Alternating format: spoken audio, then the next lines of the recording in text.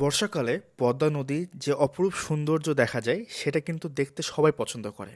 জি হ্যাঁ, আর যদি সেটা হয় সকালবেলাতে তাহলে কিন্তু বলতেই হয় না যে কত সুন্দর একটি পরিবেশ পাওয়া যায় সকালবেলায়। আপনি ঘুরতে আসলে পারা অবশ্যই এখান থেকে কিছু জিনিস কিনে নিয়ে যেতে পারবেন নিজের বাসার জন্য। তার মধ্যে হচ্ছে নদী ছোট ছোট মাছ।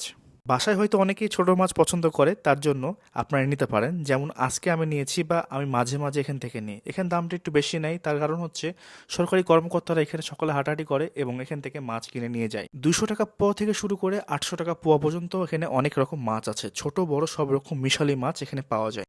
আপনারা এখান থেকে মাছ কিনলে অবশ্যই দামাদামি করে নেবেন, কারণ এখানে দামটা একটু বেশিই রাখে। তবে যদি ছোট মাছ খাওয়ার প্রয়োজন হয় তাহলে নদীর মাছ কিন্তু সেরা। রাজশাহীতে এসেছেন এবং টি বাঁধ চিনেন না এমন খুব কম মানুষই আছে, কিন্তু সবাই কিন্তু বিকাল দুপুরবেলা ঘুরতে আসে এই টি বাঁধে। কিন্তু এখন যে এই অপরূপ সৌন্দর্য, যে দৃশ্যটা বা যে পানি ভরপুর হয়ে আছে, এটা দেখার জন্য বা সুন্দর একটি পরিবেশ পাওয়ার জন্য আপনাকে সকালবেলায় আসতে হবে। সকালবেলায় রহমতের বাতাস এবং এত সুন্দর দৃশ্য বসে থেকে যদি আপনি দেখেন, আপনার মন প্রাণ একেবারে জুড়িয়ে যাবে আমি বলতে পারি। জি হ্যাঁ, আমি এখানে প্রায় ঘুরতে যাই। পদ্মার অপরূপ দৃশ্য আমাকে অবাক করে তোলে। এক এক সময় এক এক রকম রূপ দেয়, যেটা কিনা অনেক সুন্দর লাগে। আজকে ছোট্ট একটা ভিডিও যদি ভালো লেগে থাকে অবশ্যই ফলো এবং সাবস্ক্রাইব করবেন। আর হ্যাঁ, কমেন্ট করতে ভুলবেন না যে কেমন লাগলো ভিডিওটি। ধন্যবাদ। আসসালামু আলাইকুম।